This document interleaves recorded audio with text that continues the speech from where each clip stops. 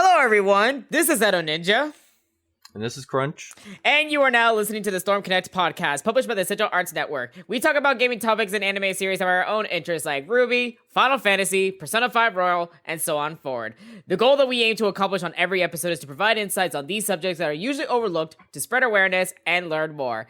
So, if you have not been popping in Twitter for whatever A to B to C reason, and especially to the Storm Connect's Twitter, well, you can see that we have another surprise. The fact that we're doing an episode literally today and publishing today, all due to the amazing news that we just had to, push whatever the fuck that we were doing to come together, because we have to talk about this. There's many such to talk about, especially for the shit that was dropped yesterday. Shout out to TGA, the Game Awards. I'm gonna let you take the honors for this one.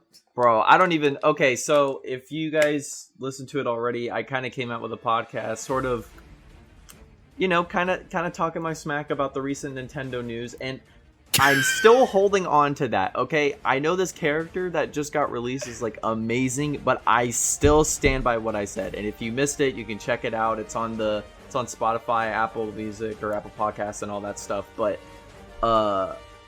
today we got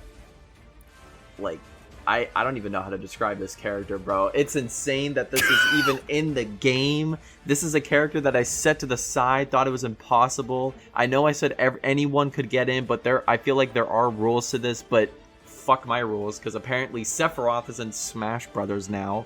What?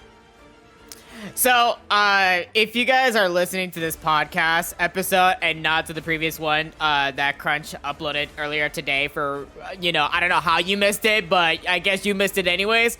So, let me give you the quick 401 real quick. When I was listening to the podcast episode, I was just scrolling Twitter here and there while I was, doing my work, because, I was, simultaneous, doing things, and he brought up I thought that was so funny because, someone near at the end of the episode or, somewhere in the middle, he mentioned about, of when Nintendo will get their act together, maybe of, maybe making some type of statement by the time that, another fighter is about to be revealed.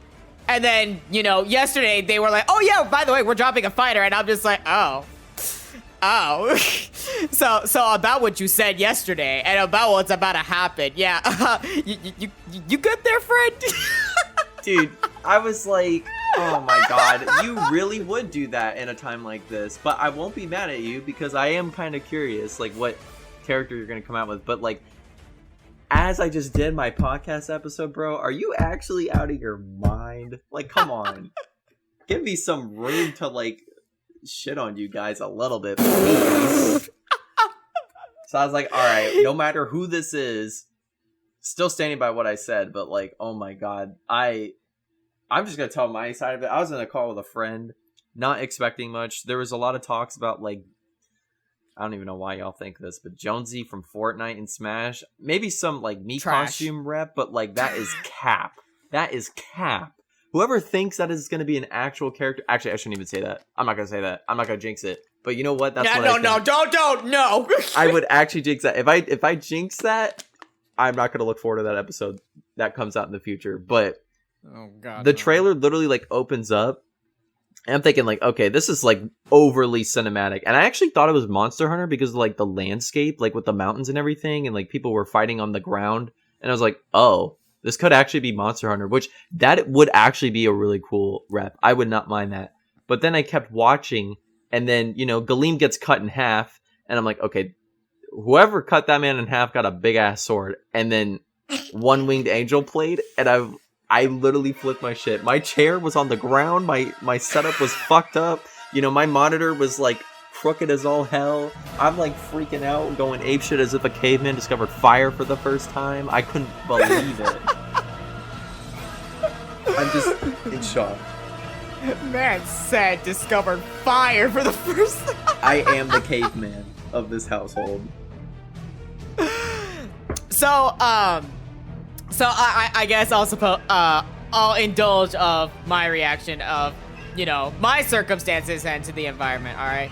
So Of course, like, I figured they were gonna start off the Game Awards with the Smash trailer because, like, you know, Nintendo pretty much specified it was gonna be at 4 o'clock on the dot. Like, sure, like, it could be, like, vague in some way, but because of that, I was like, okay, like, they literally specified a time right there. I'm pretty sure that they're gonna, like, have it as the opening act because, you know, they're gonna make us, like, if they do that, then they're gonna make us stick around for whatever they have to offer for the Game Awards. And unfortunately, that tactic kind of worked, even though I kind of like slept through that. But anywho, so I was scared, right? Like, except for like the environment, it like, you know, it looked like the same environment for basically of what we saw into the actual Smash game, but with that type of aesthetic and like what was happening, I was like, oh my god, don't tell me they're actually bringing Sora from Kingdom Hearts, because that could actually look like the Keyblade Graveyard, like, you know, with the coloring and stuff like that, the sky. I'm like, oh my god. And there have been many times where this motherfucker used the power of waking. You know, if you don't know what that is, don't fucking worry about it. But all I'm gonna say is that motherfucker shooting up a stupid light beam from his Keyblade or whatever. I thought that's exactly what was gonna happen. But I guess that, like, you know, it is what it is, you know? But no, I was happy that One Winged Angel played instead. No, that was the most wild shit that ever happened. I was like, dude, what? What is this? And oh god, like, I just remember I literally woke up. I was like half asleep because I was doing work and such, but that woke me the fuck up. And my mom came in. She came in with so much concern, and she told me that she could hear me from the garage, and she was just getting out of the car, and that was the funny part. And she smacked me on the head because she thought I was getting attacked by a burglar or something.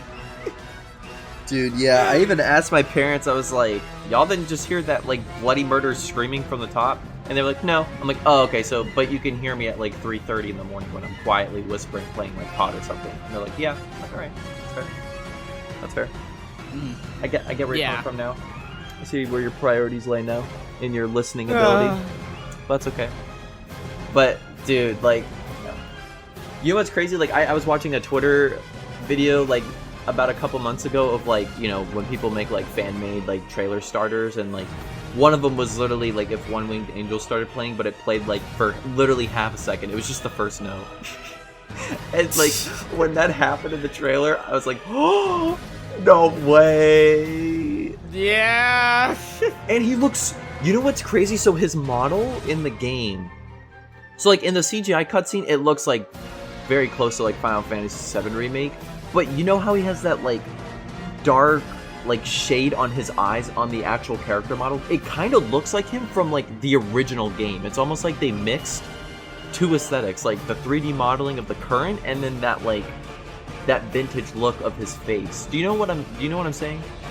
Yeah, no. I do. Like, they pretty much, like, did a huge, great job. Like, it was mostly Advent Children aesthetics that they were taking notes from, which, I mean, based on to, like, how they, like, I saw, like, Twitter posts that they paralleled everything, and I'm like, oh my god, they did what they did. Holy shit. Yeah, because, like, for the fact that it looked like that, like, I remember I've seen, like, Sephiroth with, like, not darker eyes, like the pupils themselves, but, like, around him it almost looks like he has, like, eyeshadow or something. Like, that's just to make him look more menacing, I would assume, but it has that on his character model, and I was like, oh, that's so sick. And he looks so good in this game too. Like, I'm actually shocked. Like, I just keep forgetting how great the models are in this game. Like, whether it's from the character renders themselves or, like, the actual in-game models, like, they do such a good job bringing that charm to the game, and they literally did that for Sephiroth, and I cannot wait. Literally, this is the first thing I'm gonna do. I don't give a shit about testing his moves, okay? I'm gonna slow walk from the right side of the stage to the left side of the stage while I'm playing One Winged Angel. I'm gonna do it. I'm gonna watch him slow walk towards Cloud, and I'm going to squeal like a little girl.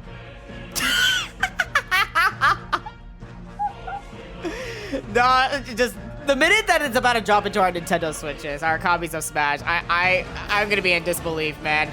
Honestly, like, this entire shot, again, I have not felt like this. Arguably, if you want to say this, then probably Steve, because Steve was a literal wild card. But Yeah, this type of big shockwave, I've not felt like this since Joker's reveal. That's how great it was. Yes! Yeah, because with Joker, like, that was... Honestly, Dude, if I had to rank it between, like, Sephiroth and Joker, like, that would be so close in terms of shock value, because, like, who would have expected an Atlas rep to get into Smash, but at the same time, who would have expected the main third-party villain? And keep in mind, this is the first ever third-party villain that has gotten into Smash, and it's Sephiroth. Yeah, no, and okay, here's the thing that I spoke about this with everybody, like, Sephiroth, like, literally because of how Cloud was done dirty into Smash 4 and in Smash Ultimate, you know, we were like, okay, like, Square Enix is very stingy with their fucking properties here, except if it's Dragon Quest. They want to promote the shit out of Dragon Quest no matter fucking what. But if it's Final Fantasy, if it's Kingdom Hearts, nah. They might be stingy as hell with that. Nier Automata as well, maybe. That's just kind of stretching it a little bit. Mm-hmm. But seeing another Final Fantasy VII rep, Final Fantasy in general, and, you know, we get another stage. We get another Final Fantasy VII stage. What is... No. Like, now that we get this, I better, please give me the actual proper song treatment for Smash Ultimate, please. I do not want 2 tracks, I don't want 3. No, I need more than 10. You cannot play with me on this. Like, okay, if it doesn't come from Remake, fine. I'm okay with that. Just, you cute Advent Children One-Winged Angel. I want to have that in my goddamn copy. Like, please. And especially, like, just give me the reason to enjoy this game again, please. Just, the soundtrack will do justice to it. Just, I don't want the 2. Just please. Yeah, dude, like, I wanted to save this for this episode because we were talking a little bit before, but, like, so I feel like the reason that Cloud didn't get as much coming into 4 or Ultimate is because, keep in mind that roughly at the same time that Cloud got announced, this was also the same time that the remake was confirmed. Like, there was a confirmed remake being made back in, like, 2015, and I almost feel like they didn't want to give too much content to that because they were putting more effort into the remake and maybe didn't want to, like, share some more material for Smash. Maybe they just kind of thought of it as like, oh yeah, Cloud's in. Alright, 2 songs and then we're good. But I feel like because they're adding Sephiroth, I think this is their way of telling us, like, okay, I know we didn't include a lot for Cloud, but, like, now we will include content for Sephiroth. And I'm really hoping that's the case because I feel like now we're bound to get One-Winged Angel. This is 110% confirmed. Like, the song was in the trailer. Similarly to, like, every other character reveal, there's always, like, a new remake or custom theme that they have. And I feel like they're going to add maybe that and a couple more songs because a big community complaint, like, not even just from the competitive scene, but also, like, a casual player, which is the target audience for this game, is that there were not a lot of Final Fantasy songs. So Final Fantasy fans were not really being brought to justice with the lack of songs and content and whatnot. So now with Sephiroth, I feel like we're going to get a spirit board, which could represent some characters. We're going to get more music. And literally, the new stage is so fire. I want to talk about the new stage because I saw like a Twitter thread kind of talking about, like, this was competitive, by the way, but they were talking about, like, oh, we could just replace Kalos with this. I'm like, no, we can add to this. Are you kidding me? Like, if you think about it, hazards off, this stage would probably be legal because it's a flat stage. There's 2 platforms on the left and right side, similarly to Kalos, if any of you, like, know what that stage is. And please, it's built kind of like Final Destination. It's like a mix between Final Destination and Kalos. And I seriously think that could be legal, but this is going to be bullshit because I've heard this argument several times, and you could apply this to Final Destination and yet it's legal. Distracting backgrounds. Obviously, it's going to be, like, pretty vibrant and colorful and, like, all over the place because it's Final Fantasy, and wherever that location is, because I'm pretty sure that's, like, what we're seeing in the trailer is, like, farther out into, like, the Final Fantasy story or, like, way farther into the game. But, like, of course it's gonna have a lot going on in the background, but I don't think it's gonna be distracting to the point where it's, like, unenjoyable. You know what I mean? Like, because, like, even on Final Destination, I can still play the game. And, like, even on, like, the brightest parts of the stage, it only lasts for, like, a second or 2. And then you're back to playing normal. Right. please. Like, if this stage actually gets legalized for tournaments and such, I'd be 100% okay with this. I was a little bit salty that Mementos wasn't, but I will gladly take this. It's beautiful. It's fucking beautiful. Dude, yeah, I wanted Mementos legal too, and then I realized people were complaining about slants with like Castle Siege because that was a popular complaint. But because like in Brawl, I'm pretty sure that stage was like either legal or just casually played on in like friendlies and whatnot. But yeah, I wish that Memento stage was legal too, because like the colors and everything were perfect and it would look pretty on like a tournament setting, all that type of stuff. But yeah, oh my god, I'm so hyped for this stage because I genuinely believe that this could be like our first legal DLC stage, because typically when we get a new stage, it is not legal. Because let's bring the rundown here. Joker was given Mementos, we already talked about that. And then we have Hero, and his stage is not legal because it can drop items and like there's a bunch of like stage hazards and special effects. Banjo is not legal because that should just be turning like a fucking wheel, you know? Now that shit want to make me throw up. Like, it's so like it just turns and like there's like some stage hazards on there and whatnot. Terry's stage, like, do I even need to explain? It's a flat stage, like it's a walk off, and on top of that there's like a wall and you could like automatically die even if you were able to live on like other stages. Byleth is just no, because that should just be transforming and rolling out all over the place. Like, I don't even know what the fuck going on that stage. Right. Now, Min Min's was close. It was super close. Min Min's was close because of the fact that, like, it was similarly, like, laid out kind of like Kalos. I think it did have a top platform, if not, it just had two side platforms. But they were close to the ground, which I thought was really cool. Because I felt like characters like Little Mac and like maybe other characters that are smaller with like a lower height and jump could, like, you know, they could jump onto platforms and that'd be a great counterpick for characters like that. But then apparently we found out, like, I can't remember exactly what it was, but there was something about the stage that just wasn't legal, and like you couldn't just get by it, and so that was banned, unfortunately. Steve's stage was banned as well. And am I like forgetting a character? This game has so many characters now. I feel like I'm forgetting someone. It was just Min Min and Steve, right? Yes. For the lineup for 2, yes. Yeah. Oh my god, that was only the third character. Wow. Yep. We have 3 more. Which means 3 more to go. Oh my god. We only have 3 more. I felt like we had like 2 more. Okay, that's awesome. I forgot there were 6. Yeah, what you brought up earlier, I actually just, like, this kind of came into my mind. I do see why you say that for, of, like, you know, they wanted to see, like, how the Cloud treatment would do and such, which, I mean, that's when they were having the whole long, lengthy term process for Remake, because, you know, they hired, CC2, the developers for Naruto Storm, and obviously, like, you know, they got fired, but we all know how that happened. But anywho, originally, I thought Cloud was going to be the compromise for the popular character pick that what a lot of people actually wanted as a Square rep, Sora. I thought they wanted to test this out with Cloud, and that's exactly what they were going to settle with, probably. And I thought, like, literally when he got into Ultimate, it's like, okay, well, since they pretty much kind of agreed to him as well for him to get into Ultimate, I thought that, like, they would give him a little bit more better treatment, at least just by a smidge. No, this already made it up for it. Yeah, like, you know, my thing with Sora is, like, at this rate, like, I'm gonna say this, like, Sephiroth was one of, like, my secret picks for this game, because I'll admit it, I wasn't a believer. Like, I already said it before, like, I didn't expect him to get in, and he got in. And now I'm in that, like, euphoric state where, like, I really don't care who gets in. You want Jonesy in this game? Fuck it. Like, fine. Whatever. I got my pick.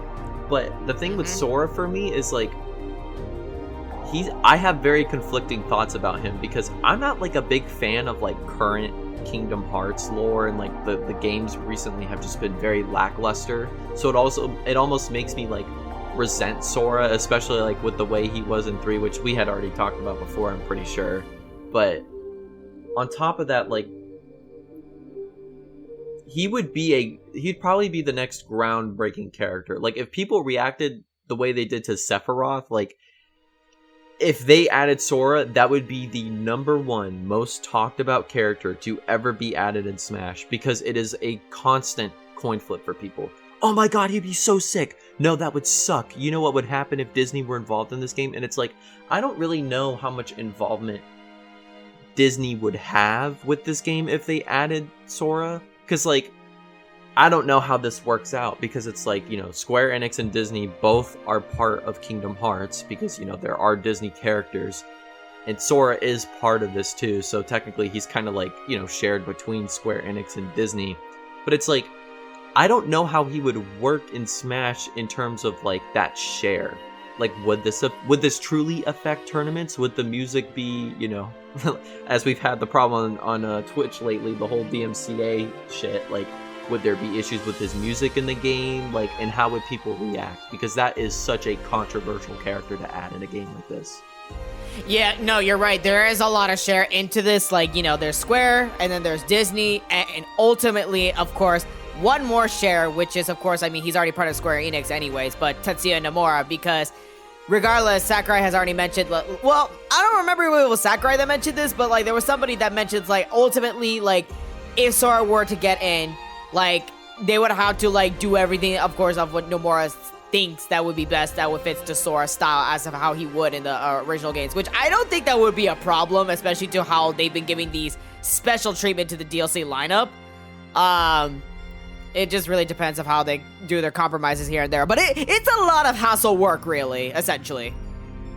Yeah, and like another thing too is like in the very last moments of the Sephiroth trailer, this dialogue was kind of conflicting to me, because it's like a wide shot, I guess, of, you know, Cloud and Sephiroth standing back to back after they kind of duke it out for a bit.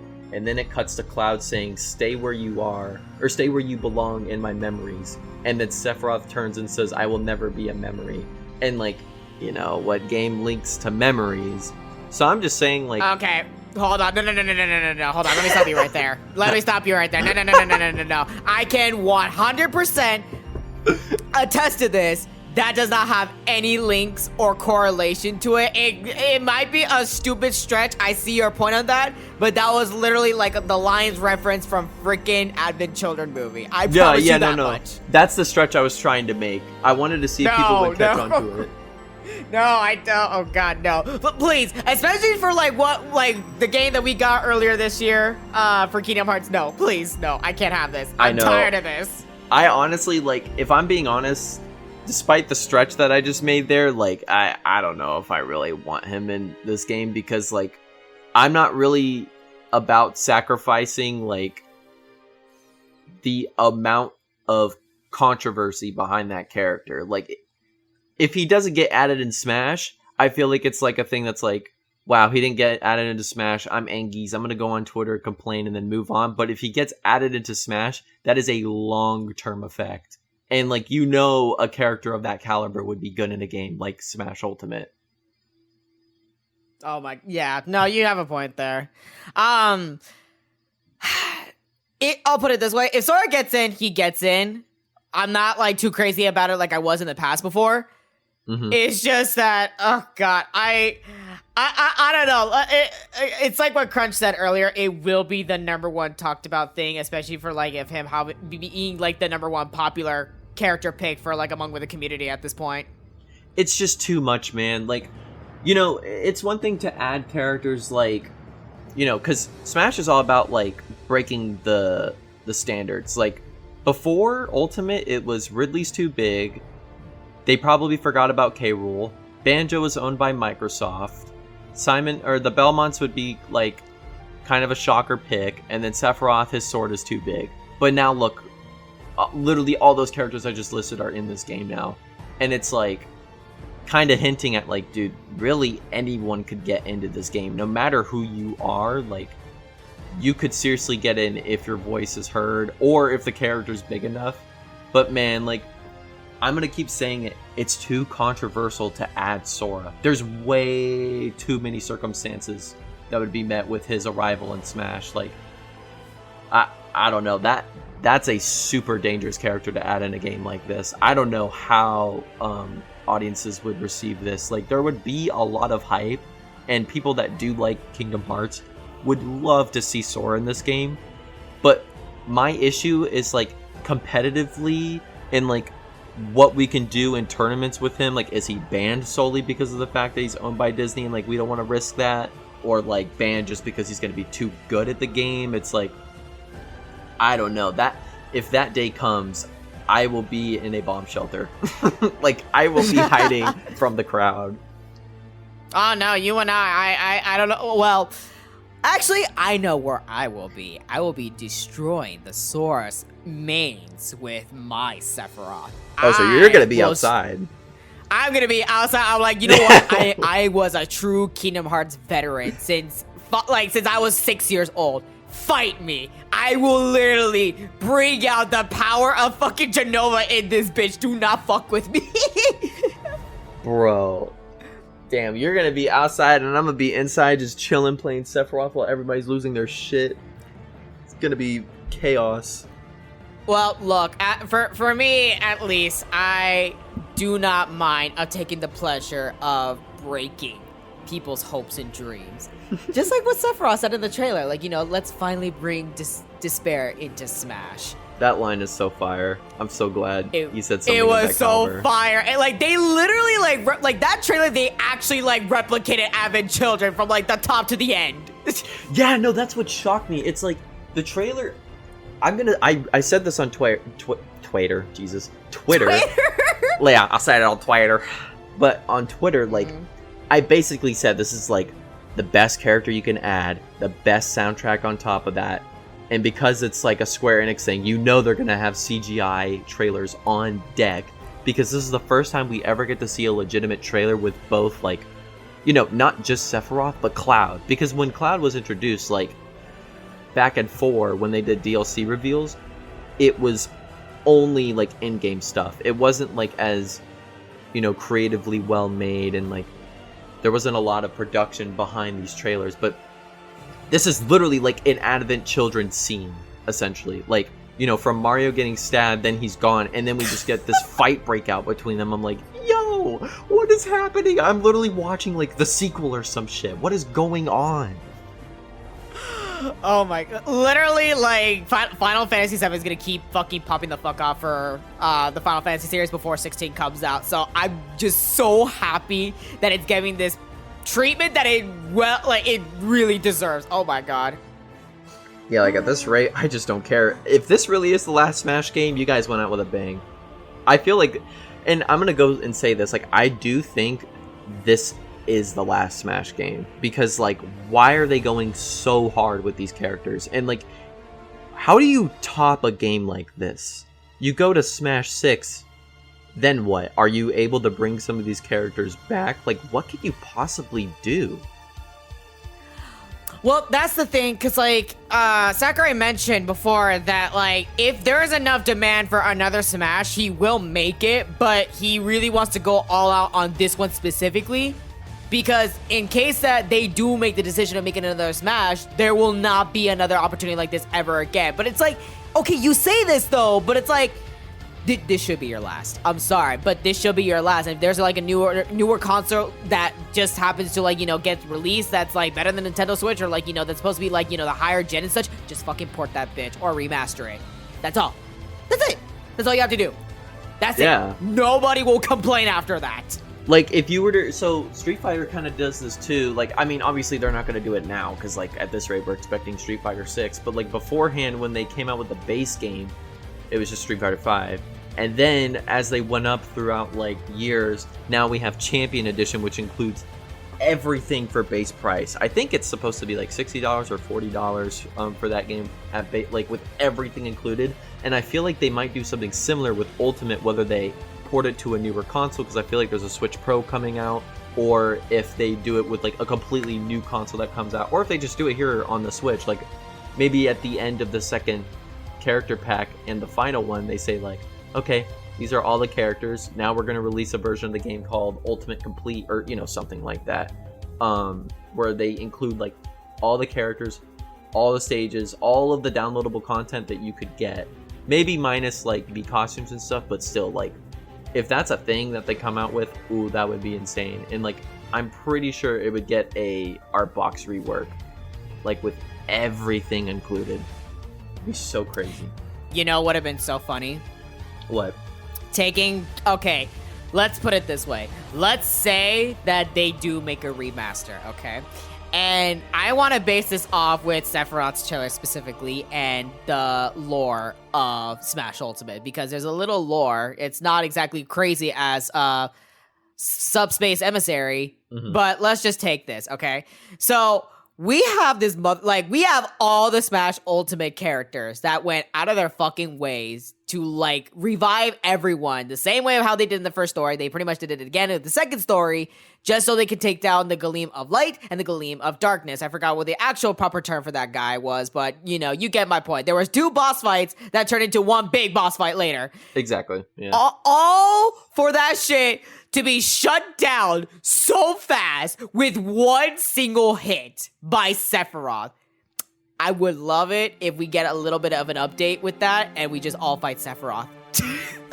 Dude, yeah. No, I had this discussion with a friend of mine saying, like, it would be great if, like, after they do, like, you know, let's say they're done with characters. They don't want to design any more characters. They don't want more stages, yada, yada, yada. It would be so sick if they gave us, like, bonus content for World of Light. Like, you know, whether we're all fighting Sephiroth or if there's, like, a new villain. Like, because I actually genuinely, like, kind of enjoyed World of Light, despite some of the, you know, the bullshit fights here and there. Like, it was really cool being able to fight, like, you know, Dracula from Castlevania, Marks from Kirby, and then you get to fight, like, you know, some fake characters that are represented by, like, you know, like, current characters in our game, like Ryu is, like, you know, Dark Ryu or something, like, yada, yada, yada. Like, that would be so sick if they continued that and made, like, a second DLC pack. Whether it's paid or not, I mean, I would play it, but, like, I would love more content in the World of Light stuff.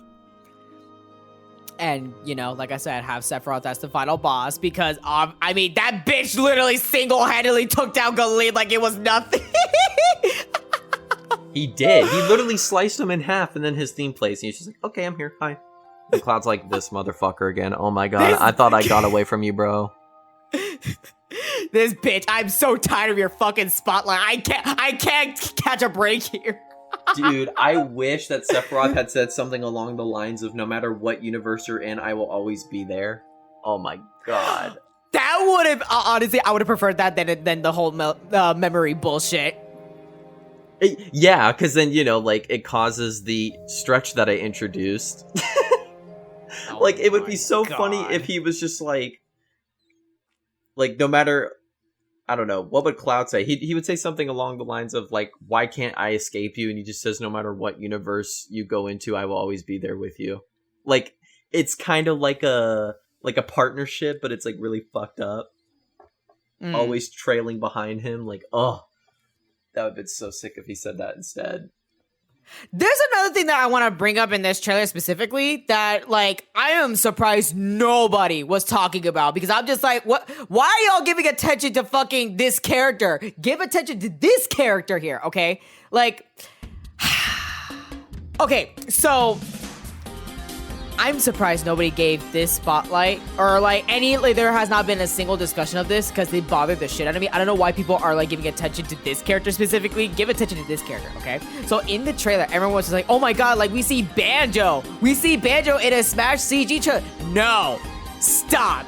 This is the first Smash trailer that we've ever seen Cloud in the CG Smash trailer. He has never been in any other fucking trailers except if it's in game model. This is the first one with CG. Why was nobody talking about that? Fuck Banjo. There's Cloud there. Advent Children Cloud. Stop. Yeah, like, I think it was actually, like, kind of talked about, I think, for the most part. It wasn't until, like, pretty much today. But there is this... Maybe I can introduce the second stretch of this episode, but someone came out with this funny-ass Twitter thread, kind of, like, comparing characters that were portrayed in this trailer, like, kind of like parallels. So, like, Hero was probably Zack. It lists here as follows. Hero was probably Zack. Samus was Barrett. Richter was Vincent. Zelda was Aerith. Mewtwo was possibly Jenova, just based off of bio-experiment vibes. Banjo was Kate Sith. Inkling, no idea what the fuck they were doing in that trailer, just wooming all over the place. Sonic was Red. Greninja was Yuffie, and then Bayo was Tifa. Which, that is a stretch, but like, if that's true, that's kind of sick, because they were portrayed in like kind of cool ways. Because like Jenova was next to Aerith, and then Banjo and Sonic were kind of next to each other too. And then when Greninja and Bayo appeared like right behind Sephiroth before they both got slashed, like they just kind of appeared out of thin air. Man, that's so sick. I'm not gonna lie, like, of course everybody was gonna get bodied, but it was kind of funny that like Bayonetta, like, you know, the fucking bitch that is like the god master of fucking witch time, literally got decimated by Sephiroth on that. That shit was fucking cool. I'm gonna give it to the number one part. By the way, that tweet was by Bulba Mike on Twitter. Y'all can thank him for that comparison. That was pretty funny. But the best part of the trailer, and this has happened a couple of times in different reveals. Thank God for it, because fuck this character. Mario dies. Sorta, not really, but like, that's still. I love when Smash just, like, breaks expectations. Like, you would expect these trailers to be, like, kid-friendly because it's Nintendo and it's an E10 rated game, which technically, I mean, I would go as far to say now, this game is rated T for teen now with some of the characters that are in the game, but it is so funny to me how they always try to kill Mario or hurt him. It is hilarious, and it's so well-deserved, because, like, if you play the game, like, fuck Mario, bro, I hate it. But it's just so funny, like, they always do this to him, and, like, that scene in particular was the most shocking. It almost looked like at least, like, a quarter of the blade was just going straight through his fucking body. Yeah, no, it was so funny. Which was a parallel to literally, I don't want to hear anybody, like, saying, or Nintendo going, oh yeah, we're family friendly. Like, no, y'all are going this far to making your fucking trailers. Like, y'all gotta calm the fuck down. I know, like, cause okay, so let's recap. The three biggest that I can remember right now is, and this, I'll include Luigi in this, but like, okay, so Mario literally gets stabbed by Ridley, right? And then in the Castlevania trailer, Luigi literally gets killed and is turned into a ghost. Like, he literally dies. Like, that's not just like a fake. That he literally died, bro. And then in this one, you know, Sephiroth stabs Mario, and I'm just like, yo, these trailers are so funny. Like, they're so memorable, too. It's not just, like, you watch the trailer, play the character, never go back to the trailer. Like, I watch these trailers, like, constantly sometimes, just to relive the moment. Same. I thought I was weird that I did that as well. Because, like, you know, even though Cloud's trailer was a little lackluster compared to, like, what we're getting now, like, I just remember, like, I had no idea who this character was, believe it or not. Like, because I'd never played a Final Fantasy game before. I missed out on a lot of classics growing up. So, like, you know, with Smash, this was such a... I always have respect for this game because it introduces me to games that I've never played, but they are considered just, you know, groundbreaking classics. Like, breakthroughs. Like, the breakthroughs of video game history, pretty much. And, like, when Cloud was revealed, like, I remember I was with a group of friends, and one of them loved 7. He was flipping his shit. And that's, like, the most memorable thing for me. And, like, you know, watching him, like, on that stage of Midgar, and you can see his model, like, I go back to that just to relive that moment. Like, when you see that they're bringing Limit into the game, when the character actually got revealed, his title card, and, like, the way they built up to it. It's, like, literally every other trailer does that, and it's just so beautiful. And I love going back. I gotta give it to them. Like, whoever the fuck is, like, working on the marketing editing team for this shit, like, they're doing a fucking fire job. Like, holy, like, because it's bringing so much, like, emotion just, like, seeing this all, like, well put together. And it reminds me, at least, like, as to why I love coming together to watch these trailers and such. Because, like, even though, like, we have our moments of, like, frustrations here and there and such, regardless, like, it does, like, bring some type of, like, great impact towards to all of us. And it keeps getting better, like, with each, like, Smash trailer that comes through for a new character that's supposed to come in for Smash. Yeah, and, like, oh my god, it's almost getting, like, overwhelming to me. Like, you know, I'm just shocked. Now, this is the biggest shock to me. This is coming before the year ends. Like, the trailer ended with December 2020, and I was like, oh, what?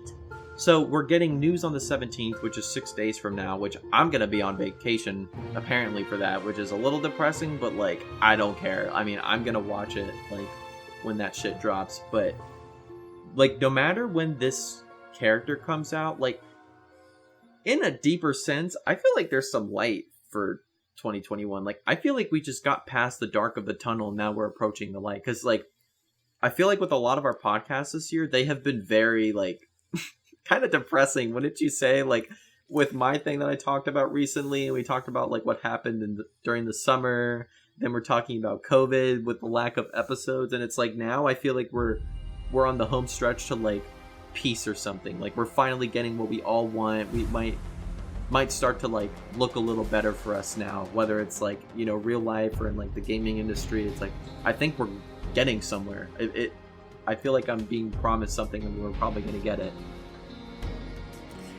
I do have to agree with you, the fact that, like, and that's something that I want to talk to you all real quick about this, anyone that's listening to the podcast and such, like, even, like, with it, I won't say that we did everything perfectly, but to basically the grim times that we have been experiencing, you know, like, because again, like, it's heavily affected all of us and such, like, you know, we're all are under the same storm, essentially, but it was really hard, especially for certain podcast episodes to come out with, like, you know, with this, like, right now, the energy that we have right now, like, it's amazing, huge, and great because of, like, things are finally, like, just now dying down because this entire year has been constant bad news, bad energy, and just, like, there's always something coming to our ways and such, and it's just, we've never expected some type of, like, you know, waves like this. I mean, again, that could be in a perspective to anybody else, but, like, literally, like, it's really refreshing to actually see something like,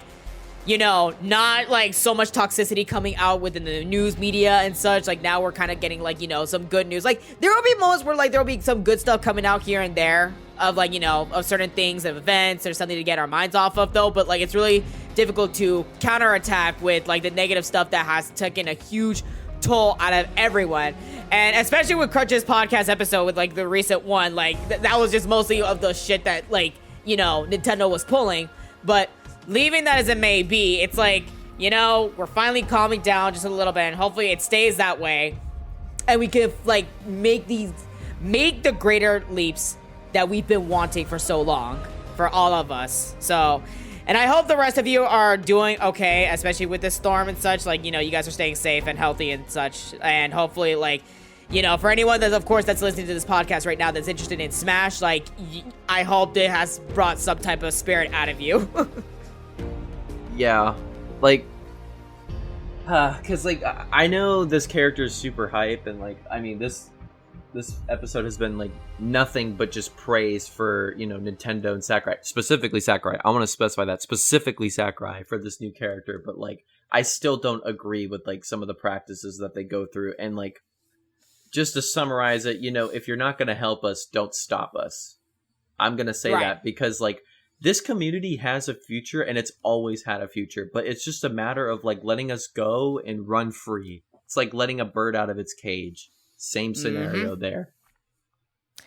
Yeah, most definitely. Like, guys, understand this much. Like, you know, you're more than welcome to enjoy the content that like, you know, that they can produce. So, but, you know, it doesn't mean that, like, just because that's, you know, like, you do that, you're automatically, like, negating or not even, like, taking into consideration as to what their actions are and such. There are other ways to go about it to show that, you know, you have this type of disapproval with Nintendo and such, which, you know, obviously there are many methods of many people that are working for other methods, I should say, that are trying to ensure that there is some type of resolution to this, or, like, you know, like, we find out what's going on, and, you know, hopefully we can have a better future for everyone involved in this, you know?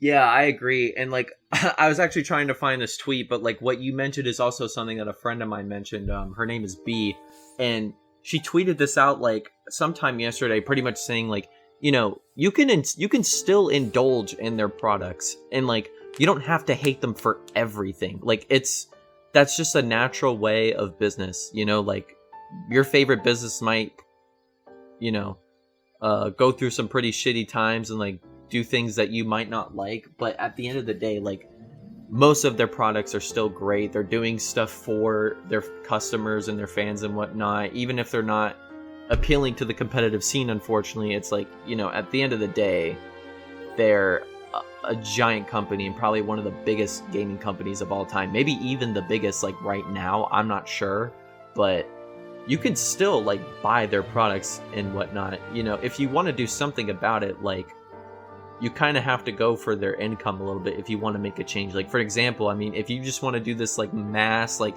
canceling of their subscription, I'm not suggesting that, obviously, like unless something happens, but like, you know, let's say you don't like Nintendo Online and you think it's pretty poor, and like admittedly, yeah, it is.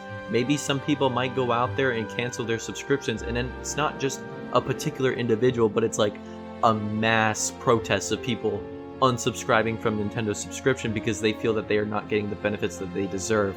Despite the low price of $20, like we're still paying for a service and we expect to use our internet to its full power. Like, you know, I have fiber internet, and even with a LAN adapter, probably I'm not going to get something like that.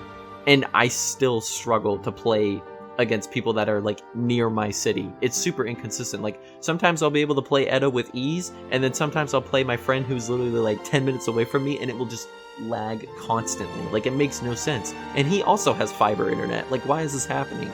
So if people want to make a difference, it's like you got to make sure that what you're doing is heard. You can't just say something on Twitter and then move on from it. Like something has to be done. But like I said before, you know, you can still indulge in their products and enjoy the company.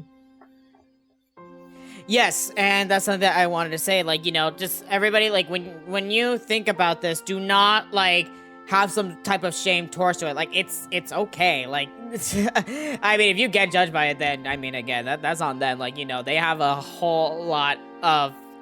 They have to take a good look at themselves in the mirror for that, because they're wasting time for that. So keep that in mind, to not feel ashamed of yourself when you do that. But, you know, to making a difference, there are other ways to go about that. And of course, like, you know, there will be some type of way where, you know, you'll be able to force something out of something that you truly want, you know? Nothing can stay quiet forever. Exactly. You nailed it. But yes, that being said, which, you know, again, like, right now we're having not the shame of enjoying with the inclusion of Sephiroth into Smash. So I want to kind of go into a little bit in depth of what we kind of been wanting to talk about for a little bit while this podcast episode now. His moveset. Oh, dude, it's so interesting. Like, so I've been like kind of like rewatching this trailer as we've been talking as well, like just trying to get a feel of like what he might be. And here's a given, like in this game particularly, like if you have a sword or some sort of gimmick along with your character, like you're gonna be at least a mid-tier, and that's just how it works. Because, you know, most characters with a sword in this game, maybe with the exclusion of Marth, are like very good characters. Like I'm pretty sure Marth is like considered a mid-tier, and I think is like, as of right now, probably the worst sword character that we have in the game. And when you put someone like Sephiroth in there, who's going to have the range, like, it really doesn't matter how slow he is. Like, unless he's like Smash 4 Robin slow, then it might matter. But like, that's part of his character. Like, he's slow and precise. And there's like a fighting style for him too. Like, you know, he really only uses like one hand, unless he needs to use two and use his brute force, then he does. But like, he's going to have a lot of range, and on top of that, like, his little wall cling with, like, the sword stab was kind of cool, too. It kind of reminded me of, like, you know in Advent Children when, Cloud, like, sticks his blade into the wall and he stands on it? Oh, okay, good moment. It reminded me of that, and I was like, oh, that's so sick! Like, his positioning on the wall, like, when he was just kind of, like, holding himself up with his one arm and then he launches off of it was so sick. And like some of these certain spells that he has, like, isn't his counter like Reflega or like a different version of that? I believe so. It was something similar to the sword. Yes. Yeah, like his base set, because I haven't even gotten into like his one-winged angel form, but like, you know, his his base version looks so sick. And the reason I have a lot of hope for this character is because I don't think it's going to be like Cloud, but rather kind of like Joker in a sense where like you get this really sick boost after a while in the game, but you keep it until you die probably, which is what I'm hoping for, because in Cloud, like one of the biggest nerfs is that you do lose limit eventually if you don't use it within a period of time. And I guess what this one winged power-up does is it probably like powers up some moves. Maybe he'll unlock like different variations, like maybe for an example, like let's say Side B in his normal form, let's say he were to do like a couple of hits, maybe with what I assume was Side B in the trailer where he just does like a flurry of like strong hits. That's probably going to be specific to that form. And then whatever that last move that was shown before it like transitioned into a CGI cutscene with like the big explosion, that move looks so sick. I'm so excited for that. I'm just dying to use this character. And I'm so glad like we have this trend again. The trend, like now it's starting again. Like, cause usually like when we have these set of characters, like in their own way, like again as I mentioned earlier, they are catering to like the proper treatment for the characters, in terms of the moveset and such though. But some characters have some type of reused asset. I think that's the best way I can describe it. Joker is the perfect example of that. I'm not saying this is like this for every character though, but like for certain moves, it's like, okay, it's kind of like the same copy and paste. Obviously, like, they tweaked it different to make it more natural to the character and such in some way, shape, or form. But I'm just so glad because, again, Steve, he was number one, like, he was completely fresh. And we're having that again for Sephiroth. As far as to what I'm seeing, I love it. It's completely fresh. And it's not something that, like, we've seen before that's like, oh, okay, well, somebody has a similar back air or whatever. No. I love what I'm seeing, and I'm here for it. Yeah, because this looks like, for the most part, I think this is pretty unique. Like, I don't think a lot of these movesets that he's going to have are borrowed from different characters. Because, like, I hate to say this, but as much as I love Joker, and the moves do fit him too, like, some of them are pretty similar. Like, like his forward air is kind of like a parallel of CSS, like Zero Suit Samus's forward air. His up air is a parallel to, like, Sheik's. But he has his own counter and kind of like his own down air. And back air is pretty similar to, I can't put the name on, but it could be kind of like, I don't know. It's kind of similar to someone in the game that I remember. But, stuff like that. It's like, I want to see more unique movesets being made. Like, I want this character to feel like he is truly his own and not just like a character model with borrowed assets. Like, he needs to be fresh to me. And that's what Sephiroth is looking like. Like, I don't know any other character that can stab the wall with his sword and literally stand on it to get back up. Like, that's really sick. And that makes me think that was an ultimate flex. That was a serious flex. Like, you not only just made like kind of a, very, I don't know if it was intentional or not, but like that callback to, like I was saying before, kind of like where like Cloud was on the wall and he was standing on his Buster Sword. But like, dude, like, it looks great. It does look like, again, like he has some type of counter, and literally like that wing, it is, I believe it's gonna be the equivalent of Arsene, but it looks like for some things, like, of course, like some moves have been like buffed up, but again, like, they're not borrowed assets. But it looks like some part of his moveset actually changes, and that's exactly what I wanted to see for this character. I'm just, oh my god. And what's even crazy about this, because, like, there are many people, like, well, we said this earlier in the podcast, like, it'd be hard to think about this character into, getting into Smash because of, like, oh, well, what would they do for the compromise of this? Like, the character's size, or, like, the character's power level and stuff like that. And no, they literally brought Sephiroth's entire goddamn long-ass sword. That shit ain't, like, it ain't small. That is the perfect actual, like, length of it. So, oh no, they're going all out for this. Yeah, and, like, I'm really curious to see, like, how he's gonna work in the game, like, what his moveset's gonna be like. Because I mean, one thing that's guaranteed for me is that he's gonna be slower than Cloud. Like, that should be very obvious, because like I said before, his fighting style, he prefers to take it slow, but he's a hard hitter. Not like a heavy per se, but like, I feel like he is going to be quick, but you might have to be a little precise with him. And for people that prefer that type of playstyle where they they like to be very precise in their movement or like their attacks and whatnot. I feel like this could fit them as a character, maybe taking it slow. Like, sure, he could be a distance demon, but like, you know, it's not like Min level where you can literally stretch your arms throughout like more than half of the stage and then you take a lot of control from there and just play really lame. Like, you could do that with Sephiroth, but like, you know, you have a sword, you're gonna have to go in at some point. It's kind of like, you know, Ike, Byleth, like Corrin, like all these characters, like if you have a sword, you're meant to go in. Sure, you could do a little bit of distancing, but like you will be in face-to-face combat at some point. Yeah, so there is something in the trailer that actually like piqued my eye, considering with this sword. I'm not exactly. It looked like a recovery, and this kind of was like alarming to me. And I had like, it was alarming that I actually had to get into my Smash game last night to actually see of like where this is going. So I don't know how true this is, but that motherfucker cut the stage. Now, before you say anything to that, of course, a lot of people already brought up the point of like, oh, well, it could be the stage hazard. Here's my thing. I checked that. It's either really well edited because there's a certain way, because I paid attention to the animation. There's a certain way of how the stage splits into two. And for Sephiroth, for when I saw that, it was a clean cut and quick cut way.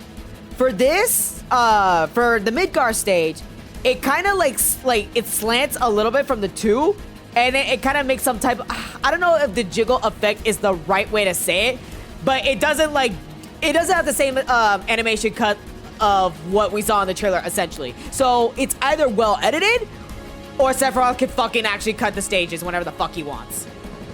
Nah, there's no way he could do that. I think that is just pretty well edited because on that actual stage, because like as you know, the stage actually does get cut in half as like part of a stage hazard. I think what was going on there is he probably like somehow got onto the middle of the stage, did a jump, and then that's probably his up air. But I will say though that range is pretty sick because we also kind of got a glimpse at what's either his up tilt or his up smash.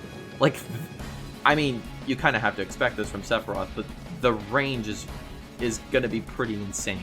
Maybe even annoying to deal with, but like you're fighting Sephiroth, like what do you expect? Like for those people that are, you know, curious about that. But going back to the stage cutting thing, it's like I've looked over it too because, you know, when you watch that for the first time, you're like, hold on, what are you doing? Like, what is going on?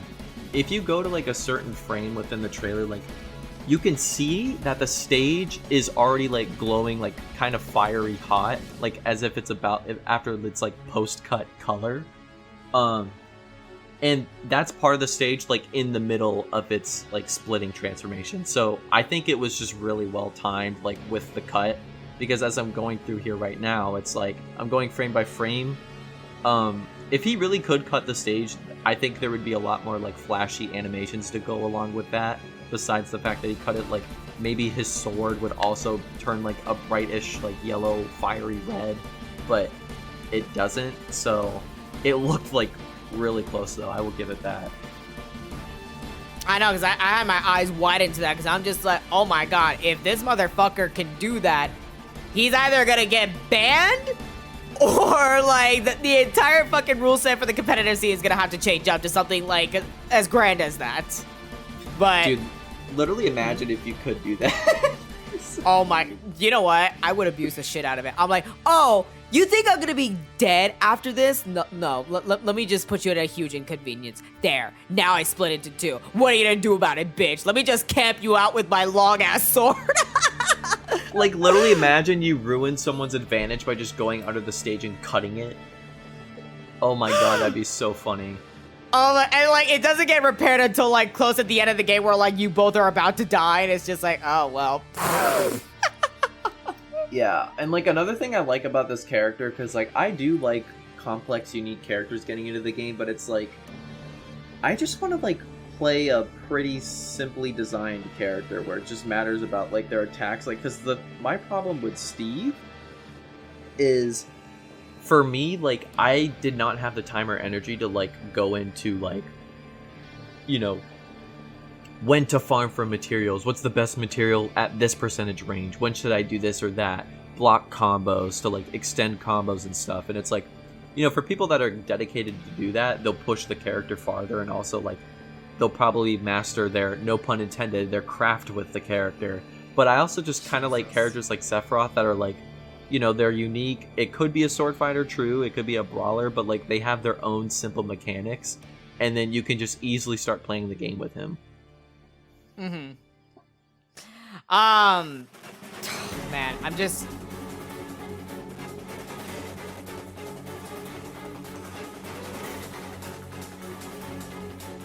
I know it.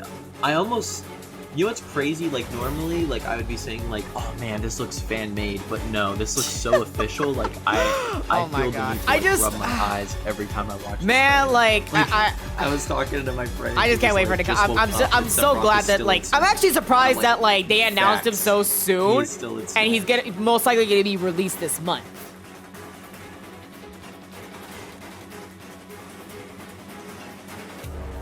He looks so good.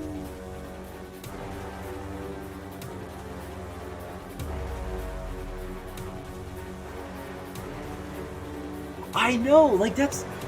See, this is how... Like, I'm telling you, when it comes to their preparation with making these characters, I think they are way ahead of themselves. Like, let's say there's a third character pack. For all we know, they could be done with this pack, and they're now, like, in the process of talking about what other characters they can add. Now, granted, I personally highly doubt that they're going to do a third pack. But here's the thing. If it's true that Sakurai wants this game to be the last, and he wants it to, like, live on, like, forever, because keep in mind, Smash 4 was, like, right before the game came out, we had Mewtwo was announced as DLC, and that was huge. Like, that was our first ever DLC character, and we had a returning veteran coming back. But the other thing is, like, DLC ended pretty much in, like, 2015. Like, it was one pack of characters. And that was it. Then we just pretty much lived the rest of the game, like, with what we got. So we still played it for 2 years with, the same cast of characters and whatnot. And it's like, this game has, like, almost too much marketing for it to go to waste and just end at a second. And it's kind of a 50-50 here. Like, if they want this game to keep going on, and, they want to keep working on it and get as many characters as possible, so, there's not too many people complaining about, like, how the character's not in the game, they're going to do a third pack. Now, the amount they will do, I don't know. Will they go back to 5? Will it be less? Will it be 6 or more? We don't know. But, like, it's kind of hard to tell if they'll do a third, because, like, keep in mind, these characters take a long time to add, I would assume, like, probably months just for a single character. So the amount of time that there is for, like, preparation, if it's true that they are doing a third pack, they are done with this pack. There is no way, like, they might be adding, like, a couple final touches that are very minor and minuscule, but, like, in terms of getting the character ready, I'm pretty sure they're done. They're probably making the trailers right now, all the editors are in their, like, little CGI booths whipping up some, like, heat, some more CGI trailers, and they're just getting ready to probably roll this out, like, for the third character pack. Honestly, I think it's because, like, they probably have the characters done. They're just probably just polishing the trailers, because I feel like that's where, like... Waiting for that amiibo, bro. And considering the recent quality, because I have a couple of Smash 4 amiibos, and I have a couple of Ultimate amiibos, too. The quality has gone up incredibly. Like, I'm looking at my, like, Dark Samus and Incineroar amiibo, even my Joker amiibo that's, like, behind me, like, the quality on them is impressively well done. And if you want to consider this, like, Sephiroth's amiibo is going to be fire, and it's going to sell out, and I'm going to acquire one, whether you like it or not. Oh, but I'm doing the same thing. Like, nope, that's already my reserve 20. But the fact that it's at for a cheap price too. Yeah, like, dude. And the cool thing is, there are certain characters that are rare, but like amiibo rarity is not as what's the word I'm looking for? It's not as like up to date as it was before. Like, because in Smash 4, amiibos were like pretty rare. Like, there were certain amiibos that like you just could not buy unless you went onto like Play Asia, eBay, or like wherever. But nowadays, like every now and then, I'll see a King K. Rool in the store still, or like a Snake. The only ones that I don't really get to see a lot of is like Wolf and Ridley and like some of those other characters. But like, I've seen like a decent number of like, you know, popular characters that are still in the stores, and I feel like the rarity of them has gone down a little bit. But I think it will start to pick up now with like this game. I don't know what it's looking like for like Joker. Like, I don't know if his amiibo is completely sold out and like overpriced or whatever, but like, you can bet your ass I'm on Sephiroth, because if Cloud sold out the way that he did back in 4, like Sephiroth is gonna be worse. Oh, definitely, yeah. So get your hands on that. Oh. Yeah, I'm gonna have to be ready on that shit, Dave. Frame 1.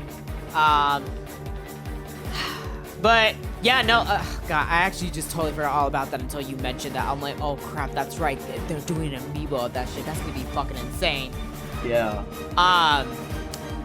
That being said, we're gonna have to just essentially look forward to next week, the 17th, and thank goodness. Oh yeah, I just want to mention this. For those of you that do not know the time for this direct, for the first time ever in a long time, they're not having it in the crack ass of dawn. Wait, what time is it at? 5 o'clock Eastern time, 2 o'clock Pacific. So it's not gonna be like, we don't have to wake up early, 7 a.m. for this shit. Yo, they really are gamers. They know about the gamer hours now. Oh, thank God. Finally. Dude, it is like really annoying having to like deal with that time difference, because I get it, you know, like Nintendo also caters to their hometown and like, you know, Japan, and they also cater to us and like other places in the world. But like, bro, that was so annoying to wake up at like early ass hours. Earlier for you, actually. Like, it was like 7 a.m. for y'all, but 10 a.m. for us. But like, still, like, you know, I don't operate on an early morning schedule, and typically what I did with these type of directs was a friend would just send me a link or like a raw file, and then I would watch on my own without getting spoiled. But like, now I can finally actually be there and witness it. Right, yeah, no, it's actually like reassuring that they're doing this, and hopefully they keep that up. Maybe, yes, I don't know. So yeah, we'll definitely have to see of like what type of power Sephiroth is packing for this. Which it does want like that pretty much brings me to my next point. Really, because I think I'm done talking about like with everything with the hype for Sephiroth. How about you? Yeah, I mean, I pretty much got everything off of my chest. Okay, so there's one thing that I actually wanted to talk about. We kind of briefly mentioned in this podcast, but like I want to like reiterate this to like the full extent. Maybe I did not. I'm going crazy because fucking Smash. Okay, sorry. Anyways, so what does this mean? What does Sephiroth mean to be in Smash? Well, I don't know if you all fucking remember this though, but I remember this shit clear as day. Sakurai said the DLC characters that were going to be included into Smash Ultimate were going to be characters that are going to be coming from new series. So like whatever they had in their Smash Ultimate list before the DLC characters came in, and Piranha Plant as an exception, obviously, they're going to be completely new. So no another Xenoblade character, no new other Pokemon character and stuff like that. I was colored under the impression that everything was going to be new. So, which, you know, we have Joker from, you know, from Persona. There's no Persona character. We have a Dragon Quest character, Hero, which, you know, the first Dragon Quest, another Square rep, but, you know, again, just series. Not representative from the companies. Series. And then we have third, Banjo and Kazooie. You know, there's no other character that came from his game. And then we have Byleth, which to an extent, I was kind of raising my eyebrow. I'm like, okay, well, technically this is the first from 3 houses. So it's like, oh, okay, I guess. You also have Terry, King of Fighters, first from his game as well. Then you get into the second pack. You have Arms. There's no Arms character. And then you have the Minecraft character. Nobody from the Minecraft series in Smash up until now. And now we are sitting here. I feel like we were lied to. I mean, obviously for good marketing, good reasons for it though. We now have another Final Fantasy VII character representative when we already have Cloud. And this is when I was dying my like literally after for what happened to Cloud, getting not the proper treatment, you know. I was like, all right, well, fuck, it is what it is at this point. But they brought another 7 character, Final Fantasy. So whatever they fucking said about not bringing about new characters, no, I'm disregarding that shit now. Because I should have seen this shit coming from Fire Emblem when they brought Violet. I should have seen that frame 1. But I was like, okay, but I kind of gave them the benefit of the doubt because I was taking into consideration to what was being said. Now I see this, and I'm like, no, I would not doubt if I see another Persona character, for example, that could come out of this. For example, like, let's go back to Persona because, like, you know, again, it's my fucking game, it's my territory. But anywho, you have all the Fan of Thieves, except for 1 and 2, if you want to count Royal. So if they want to give the Royal treatment, obviously they could give the treatment to Kasumi Yoshizawa. But if they don't, I'm just saying they could obviously give that slot to the Pancake King, and they could come up with something fucking crazy for the fucking Pancake King. I'm not gonna name who if you have not played Persona 5 yet, but all I'm gonna say is that he's known as the Pancake King, and we fucking stan him. And literally, like, because again, like, it looks like that they're, like, again, there could be another Pokemon character, even though they said otherwise. There could be another one of this. You see what I'm saying with this? Literally, the possibilities are now becoming endless again.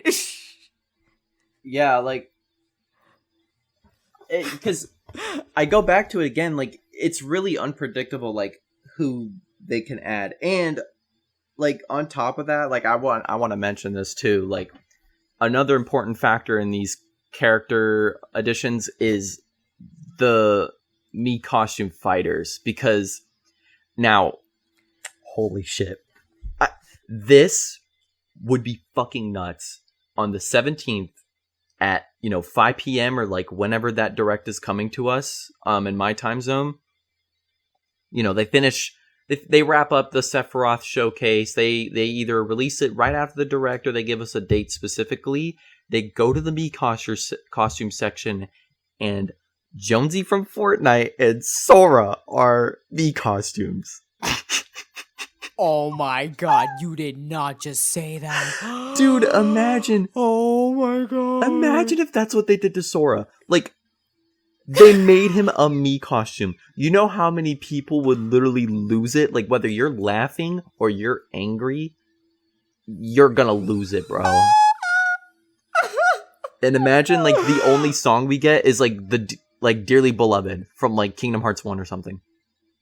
That's crazy! Imagine how fucked up that would be.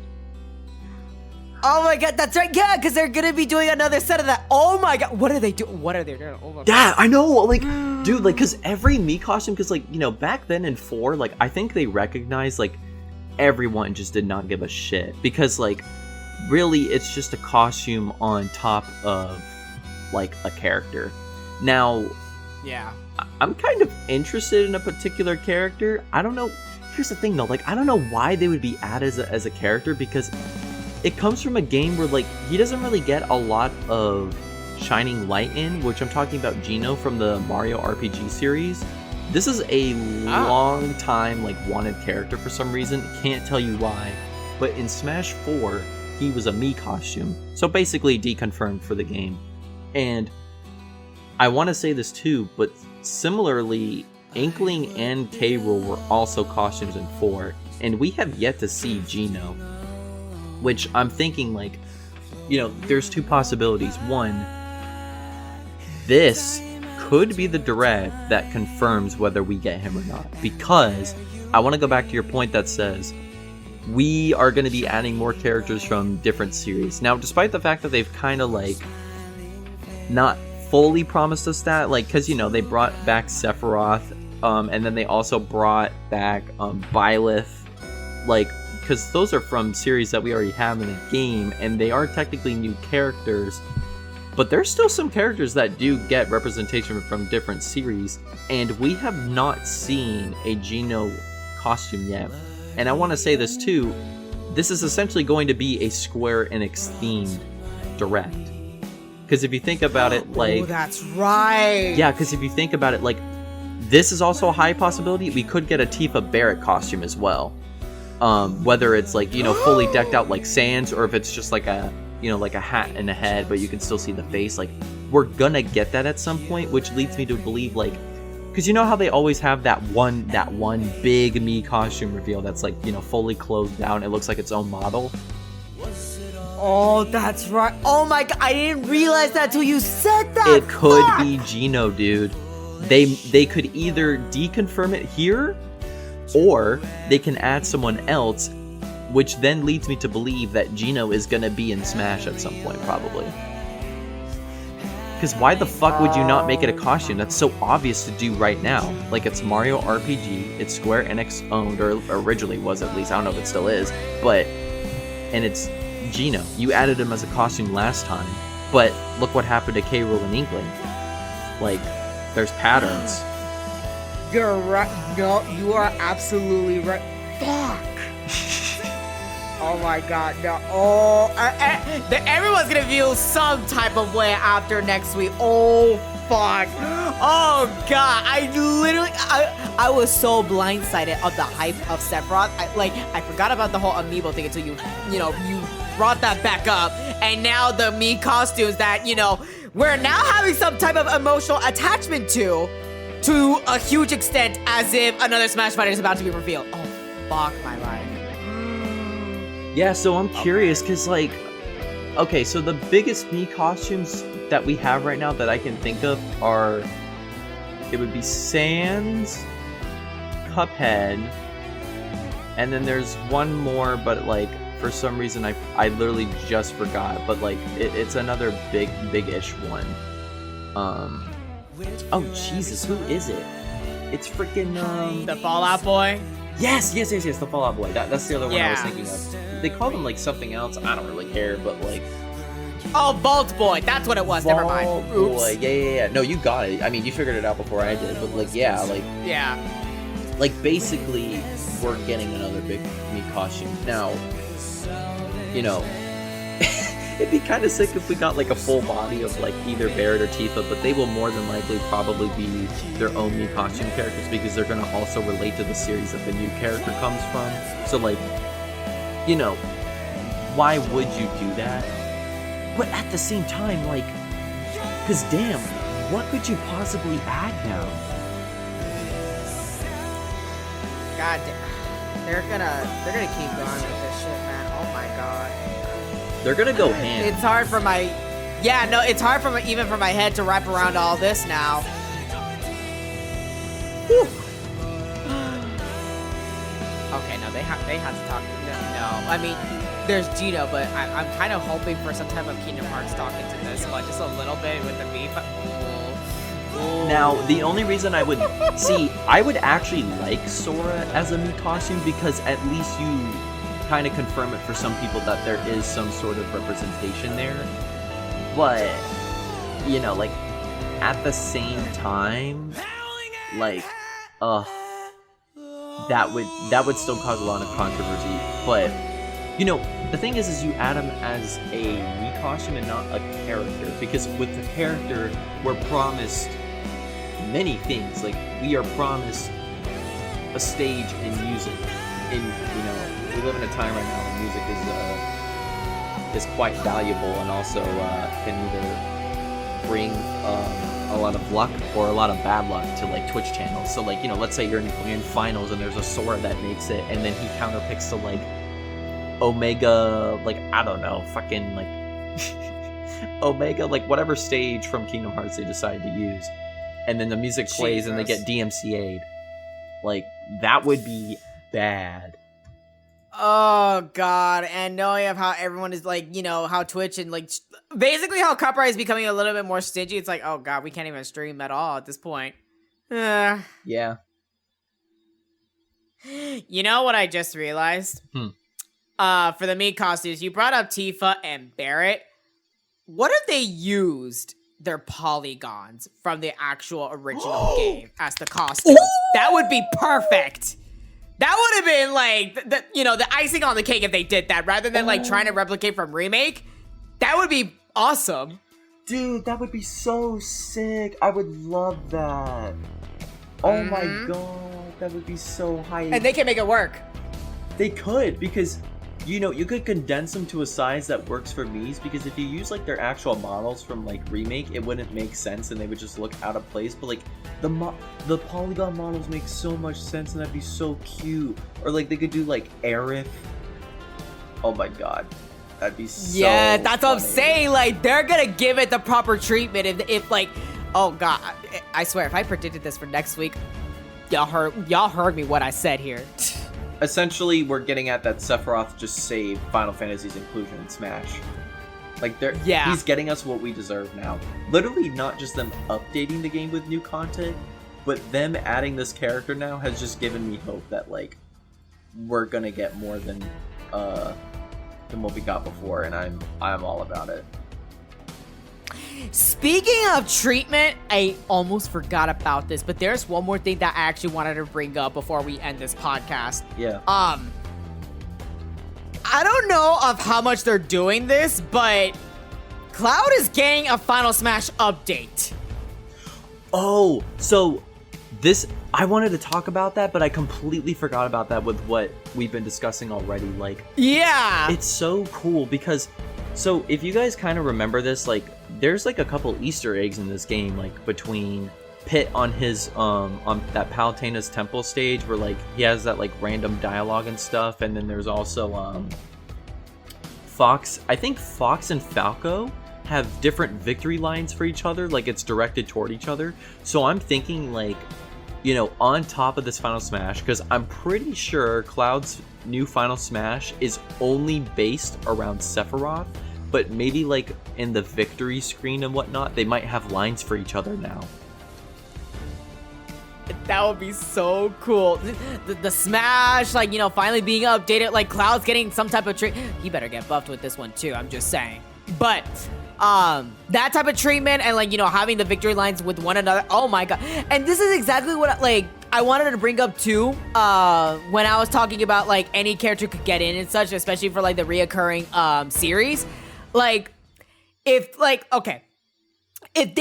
update Advent Children Cloud with Omni Slash level 5, I believe that's what it was, Yeah, since he had version the 5.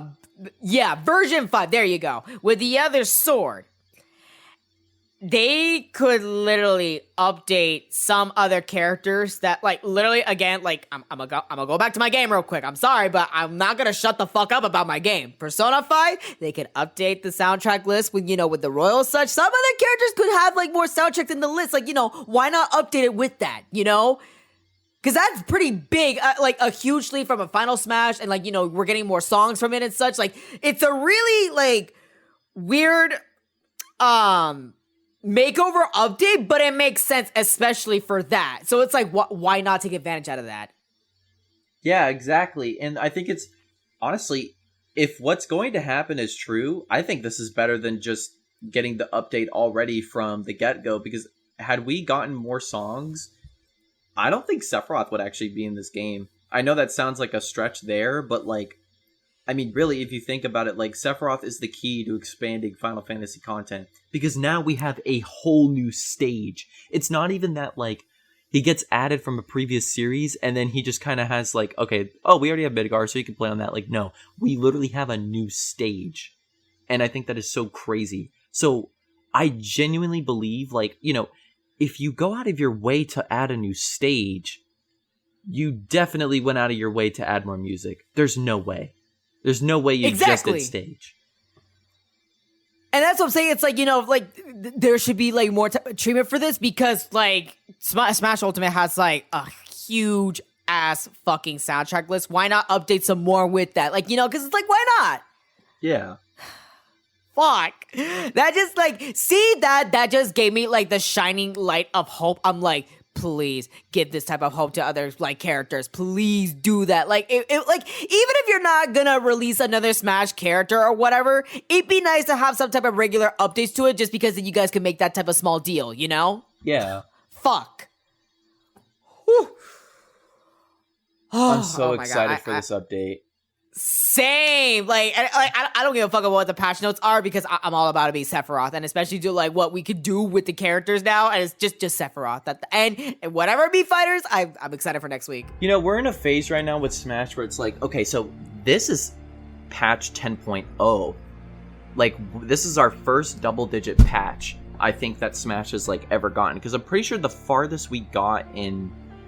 Oh my god, I think the farthest we got in 4 was, like, 7 or 8. I could be mistaken, maybe we did hit a double-digit, but I swear I don't remember we did, but, like, you know, in terms of patch notes, like, something I want to see is adjustments to core mechanics. Like, I'm telling you, dude, if there's a way to revert the whole, like, you can't walk past your opponent's thing, like, if they undid that change, that is a small but huge change in the metagame. Because it's one thing to buff and nerf characters, but the thing about buffing and nerfing characters is you have to do substantial damage or give them a lot of buffs to make a difference in the meta. The thing with core mechanics, though, and they kind of did this in 4 with, like, shields and whatnot, if they were to somehow, like, tweak that a bit, like, I don't know what I would fix specifically, but, like, I would hope you can go past your opponents just for the sake of, like, so I can fucking grab people, because sometimes I literally whiff grabs because of the fact that, like,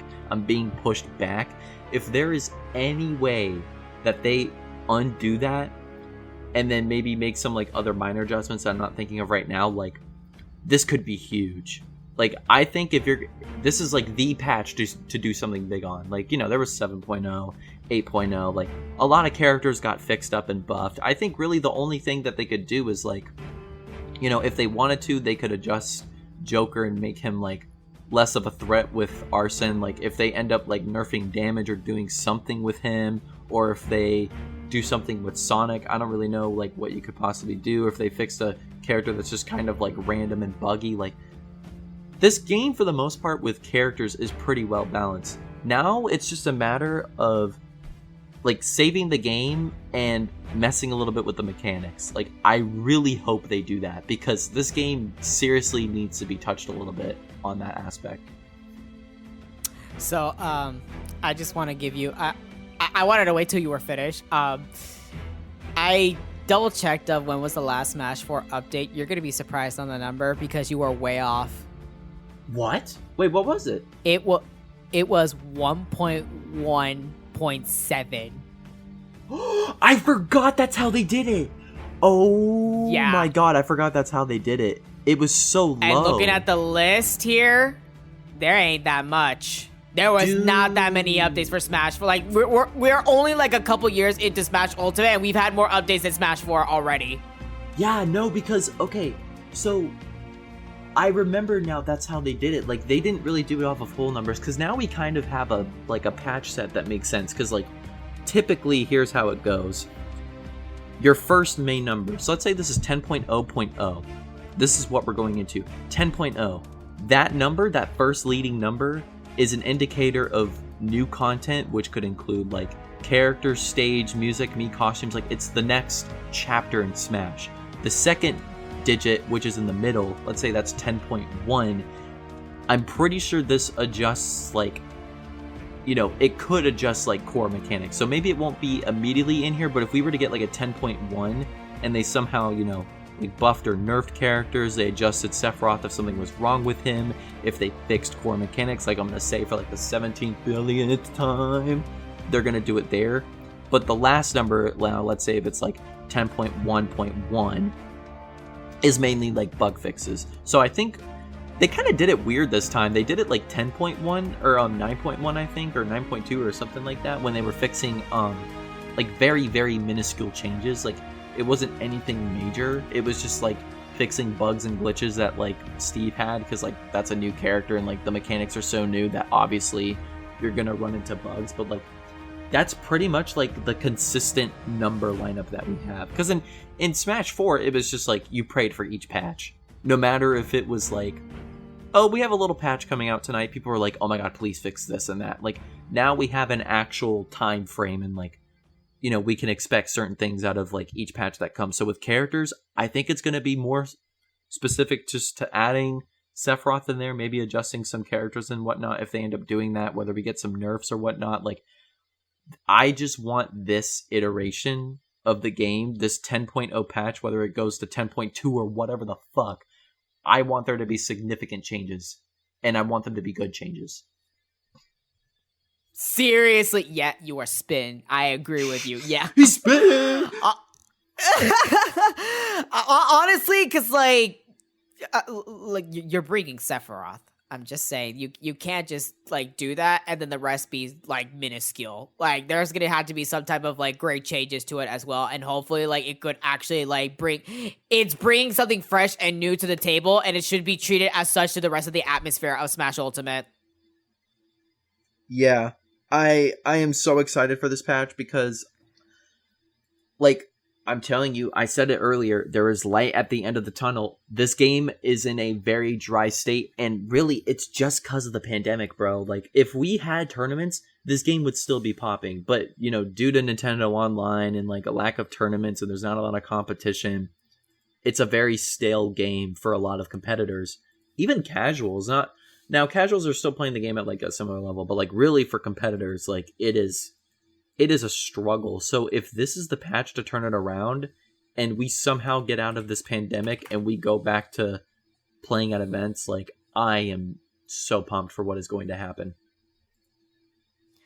Oh yeah, definitely. Like, honestly, like at this point of time, like I feel like when this pandemic is over and such, like especially for how many characters has been released after the pandemic and such, like there's gonna be a lot of talk and such, and it's gonna feel so different in many ways. I'm actually kind of looking forward to that, really, because like it's like what you said, like right now everything is stale though, but I just cannot like when this is truly over, I can't wait for how everyone's going to like, you know, be with each other again with like the competitive scene, and like how characters are gonna be like totally different. Because I feel like even right now, like everything that's happening over like online, it's gonna like there's going to be a lot of changes going on, and it's going to be so constant until we finally settle for something as characters are still being revealed over time. Yeah, like, I really hope this is the patch where they do a lot of work on. Like, I know that they're adding characters and whatnot, but, like, I seriously hope they fuck around with the mechanics just even a little bit. Like, just please do something that would maybe make the game a little more interesting and less like, because between 4 and Ultimate, something that I noticed a lot is like there's not really a lot of neutral interaction, but it's just super mashy, and I don't really know how you could fix that, because it's not necessarily the mechanics that are doing that, but it's also like the characters themselves and their move sets. Like, you know, Mario, for example, has a lot of safe moves, so you can just kind of throw shit out, and that promotes mashing. But I feel like there's also mechanics that do that as well, so I'm just hoping that like if they end up fucking around with the mechanics, they recognize like core issues with the game that people have, and then somehow find a fix around to that, or like do a test patch and see how it goes. Like, I am looking forward to the patch notes, and if I barely see anything on there, I'm hoping there's a 10.1. Oh my god, I'm just if there isn't, then well, you already know what's gonna happen on the next podcast episode when we talk about Smash. Yeah, like I'm gonna be like, the heck, where my pitch? So, but okay, I literally just had to take a moment to like really think about everything. I think I'm good on everything on my side for this entire podcast. What I have to say for like Sephiroth, the stage, the music, and everything, the treatments, and the possibilities of the future and such. How about you? Yeah, I'm pretty much done on my end, but I just want to mention, like, you know, it's been kind of dry with these couple patches, like with Min Min and Steve. You know, despite Steve's inclusion being huge, like gameplay wise and contributing to the meta, like not a lot has really happened, and it's really just catered to like specific fans of those characters. So I hope that this is the Big 10 patch. I hope that whatever happens from here, there's going to be some changes, some good ones specifically. Like, I really hope this fixes some of the issues Ultimate has, and I'm actually like so excited for this patch. I haven't been this excited for Smash in a long time. Like, it literally got me on Elite Smash just to like quit the game after losing to some spammy ass Luigi, but like I'm not gonna talk about that. But like other than that, like, oh my god, the future of this game is so bright, and I hope I'm correct. And that's really all I have to say. Alrighty, well then, I guess that's indeed good news to hear all this then, especially for Sephiroth being displayed and such. So, I guess my final message to this is, two things. One, I sincerely hope I do not have to put a thumbnail for the podcast, a Fortnite character, because I don't want that. I am not putting out, like, it was already big that I already had to put a Minecraft character, which, ultimately at the end, I did not mind. But a Fortnite character on my goddamn podcast, no. I don't want to, I am not, like, literally, I'm going to just say this right now. If this guy gets revealed as the next Smash fighter, I'm literally just going to put just a complete black. That's it. You'll see. You'll literally see the graphic. You will literally see the graphic with the title. But I'm not putting the character about. No. I'm not doing that. That is going to express how I feel of Fortnite being included in the Smash into that aspect. That's all you're gonna get from me. You gotta clickbait like, it's that not shit happening. too. You have to clickbait that shit too, bro. Just literally make it like a YouTube thumbnail where it just says like, "I can't believe this." That's all it just says. No, like particles or glitter or like whatever effects that you might add onto it. It's just, I can't believe this. I'm doing that. You know what? Thank you for the suggestion. I'm doing that. No, yeah. Disregard what the fuck I just said about having the half graphic of me and Crunch. No, it's gonna be that now. That's perfect because I am not putting that shit on the goddamn podcast Twitter account. Fuck out of here with that shit. Literally just blacklisted his name. Just like in the tweet, say, yeah, Crunch and I talk about the new character. So we're gonna talk about it. Yeah, the new character. That's it. No, I am not putting anywhere near that. No. So that's all I have to say for my first point. And my second point, if this is truly the last pack for Smash Ultimate, hey Sora fans, how you looking down there? You kind of looking kind of worried. You kind of worried right now, and I kind of feel. I'm not gonna lie. I almost feel sorry for you guys. Like I do. Like don't like trust me. Like there is some sympathy that I do have with you guys as a veteran of the Kingdom Hearts series. Believe me when I say this. But you guys got 3 chances left. Yo, you better be careful before you get some more flack on your fleets. It's fine. You know what? Like I said, if they want to run the fade, they can catch me with my long ass sword with Sephiroth. They can fight me. Yo, we can run the fade on the Smash Ultimate. We are literally going to that new stage, and if y'all are mad as hell, again, I have no issues of running it back through on that stage. But just know I don't fight fair. So good luck. Oh my god, yeah. But anywho, yeah, good luck, guys. We will see. Okay, one more thing, of course. Actually, there is one more thing. Crunch already mentioned this, and obviously I mentioned this on the Twitter account. We will be we kind of are going with a bang with 2020, pretty much the last month of Storm Connect. So, that being said, we will be going on hiatus pretty much the day after the direct of Sephiroth. So I just want you all to know that I'm estimating this hiatus is going to be about a couple months or so. I will come back for Ruby 8, for Ruby Volume 8, because they're having their long hiatus after that week. So I will have my podcast for the last Ruby chapter before the hiatus takes place. So pretty much I'm taking we're taking the hiatus the same time Ruby stops. So when they resume, I will be back for that. but worry not. Like, again, there will be a lot of things that are still being planned from the behind the scenes and such, though. But like, we're doing the best of our ability to produce out the content for you guys and all. And of course, relaying them the message of many things. So, just know that the hiatus is gonna be for quite a while, like probably longer than we've ever had for our previous hiatuses in the past. So just keep that in mind. So hopefully that you guys enjoy with the rest of what we're doing. And on top of that, I hope you also guys enjoy the first ever stream podcast that I'm ever doing with RWBY Volume 8, because I'm not done with my hype, because I also have some hype to talk about the recent chapters. So that'll be fun. So if those of you that are listening to this podcast and also are listening to the RWBY stuff, I will see you guys on my Twitch channel, of course. So Yeah, I look forward to that. we're not done here.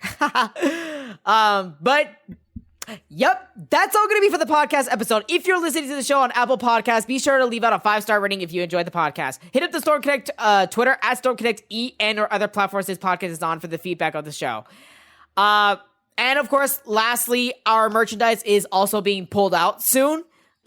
Pretty much a few days before Christmas. So I would suggest if you guys want to cop the merchandise, you guys better do that pretty soon, because there's no telling of how long it's going to be pulled out for, or or if it's ever going to come back to the merchandise lineup again. So sorry for the little small time crunch. But yeah, that's exactly what you guys are working with here. I'm sorry. But again, thank you all so much for the support for that. Really, it means so much, the fact that there was actually a considerable amount of people that actually copped the merchandise, which I was really happy about. Yeah, same. So I'm so happy, dude. Thank you guys so much. Thank you guys so much. That meant so much to me. And I got literally I got some pictures from people and such with the merchandise, and I'm like, oh my god, it looks so clean. So shout out to King's Eyes for making this happen for us. Literally, we definitely owe it to him for this. The GOAT. So So, but yeah, this is Eno Ninja. And this is Crunch. Thank you for your time for listening to this podcast episode. Stay safe, stay healthy, and for heaven's sake, stay smart. We will see you guys next time. Take care, everyone.